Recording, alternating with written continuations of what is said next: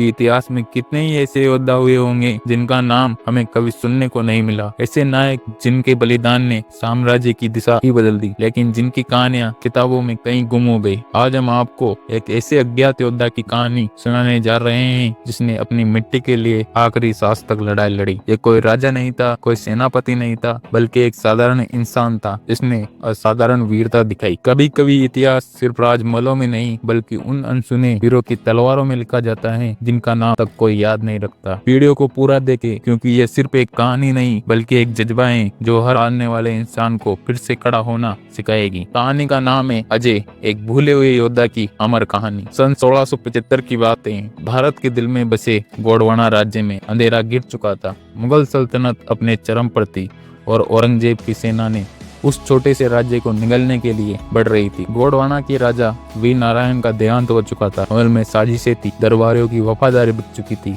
और प्रजा की आंखों में डर साफ झलक रहा था। लेकिन इस अंधकार के बीच एक चिंगारी अभी भी सुलग रही थी। वो थी बीरभान। वह कोई राजकुमार नहीं था, ना ही किसी बड़ी सेना का सेनापति। वो एक साधारण किसान का बेटा था, लेकिन उसकी रगों में बहता खून गोंडवाना की मिट्टी की सौगंध खाकर बढ़ा हुआ था। जब मुगल सेना की आर्ट गांव तक पहुंचने लगी, लोग घर छोड़कर भागने लगे, लेकिन बीरबान नहीं भागा, बल्कि गांव के युवाओं को इकट्ठा करने लगा। हम लड़ेंगे, उसने चिल्लाकर कहा। पागल हो गए हो? हमारे पास सेना नहीं, हथियार नहीं और ना ही कोई राजा जो हमारी अगुवाई करे। गांव के बुजुर्गों ने ताड़ते हुए कहा, हमारे पास हिम्मत है और जब इरादा अटल हो तो इतिहास खुद हथियार बनकर हमारी रक्षा करता है। बीरबान की आंखों में गुस्सा नहीं, आग जल रही थी। यही वो पल था जब गोंडवाना की मिट्टी ने एक नायक को जन्म दिया। बीरबान और उसके साथियों ने जंगल में गुरिल्ला युद्ध की योजना बनाई। उनके पास केवल 500 योद्धा थे और सामने थी मुगल सेना 50,000 सैनिकों की विशाल फौज। लेकिन बीरबान को पता था कि युद्ध सिर्फ ताकत से नहीं बल्कि रणनीति और साहस से जीता जाता है। पहली रात उन्होंने मुगलों की रसद पर हमला किया।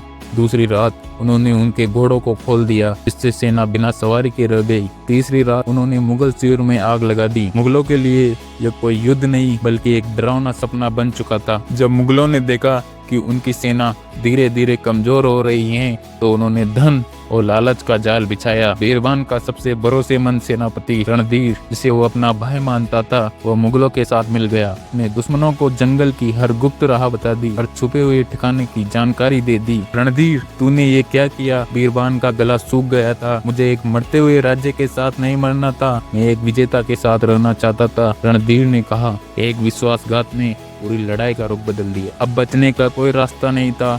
मुगल सेना पूरी ताकत से किले पर हमला करने के लिए बढ़ रही थी। बीरबान जानता था कि यह उसकी आखिरी रात होगी। उसके अपने 500 साथियों को इकट्ठा किया और कहा, अगर हम आज मर भी गए तो इतिहास ये याद रखेगा कि कुछ पागल होते थे जिन्होंने बादशाहों के सामने झुकने से इनकार कर दिया। रात के अंधेरे में उन्होंने मुगल कैंप पर धावा बोल दिया। सैकड़ों दुश्मन एक साथ गिरे, लेकिन बीरबान अकेला 100 पर भारी पड़ा। लेकिन आखिरकार दुश्मनों की संख्या बहुत ज्यादा थी। बीरबान तलवार चलाते चलाते गिर गया। उसकी सांसें भारी हो चुकी थी, लेकिन उसकी आंखों में डर नहीं था, बस संतोष था। जैसे ही औरंगजेब की सेना ने किले पर कब्जा किया, उन्होंने बीरबान की लाश को देखा। एक मुगल सेनापति बोला, यह बस एक किसान का बेटा था, लेकिन इसके हौसले ने हमें हिला दिया। बीरबान की तलवार मिट्टी में धंस चुकी थी, लेकिन उसकी कहानी हवा में घुल चुकी थी। आज कोई उसे इतिहास में नहीं जानता, कोई किताबों में उसका नाम नहीं मिलता, लेकिन जब भी कोई कहता है कि साधारण लोग इतिहास नहीं बदल सकते, तो बीरबान की आत्मा कहीं ना कहीं मुस्कुराती है, क्योंकि वीरता सिंहासन से नहीं बल्कि दिल के अंदर से जलती आग से पैदा होती है। इतिहास में नाम होना जरूरी नहीं, लेकिन इतिहास बनाना जरूरी है।